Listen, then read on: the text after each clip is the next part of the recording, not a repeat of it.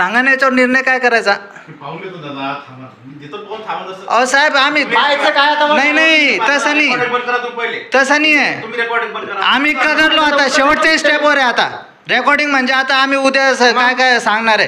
आता लोक आम्हाला 3 महिने घुमाले, तुमच्या फॉर्म इथं आलेले नाही आहे. फॉर्म आले नाही तर इथं रजिस्टरमध्ये नोंद कशी सापडली आता.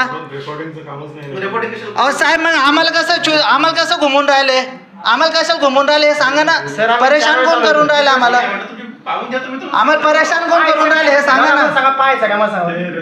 आम्हाला परेशान कोण करून राहिले हे सांगा ना फक्त. तुम्ही सांगा सर. आम्ही आम्हाला काय म्हणतात तुमचे फॉर्म गहाळ व्हायले, आम्हाला सिंकेडला पाठवलं. मागच्या हप्त्यात म्हणजे 1.5 महिना अगोदर तुम्हाला भेटून गेलो ना मी. तुम्ही म्हणे तुमचे फॉर्मच नाही. हा इथंच म्हणले तुम्ही म्हटले टेबलवर नाव लिहून दिले 5 जणांचे.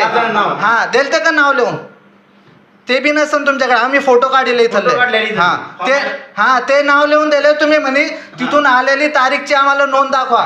त्याच्याकडून आम्ही नोंद आणली, इथं दाखवलं रजिस्टर मध्ये. परत वनपालची नोंद दाखवली की तुमच्याकडे फॉर्म पोच झालेले. आणि आता हे म्हणते की फॉर्म गहाळ झालेले. इथं सांगितलं आम्हाला आतापर्यंत. आणि आता रजिस्टर मध्ये नाव कसे सापडले मग गहाळ होते तर फॉर्म.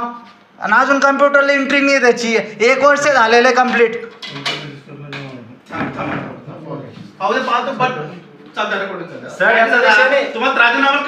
त्रास मग होऊन कोण नाही राहिले काम. मला एक सांगा ना. 1.5 वर्ष झाले सर, 1.5 वर्ष झाले ना. मग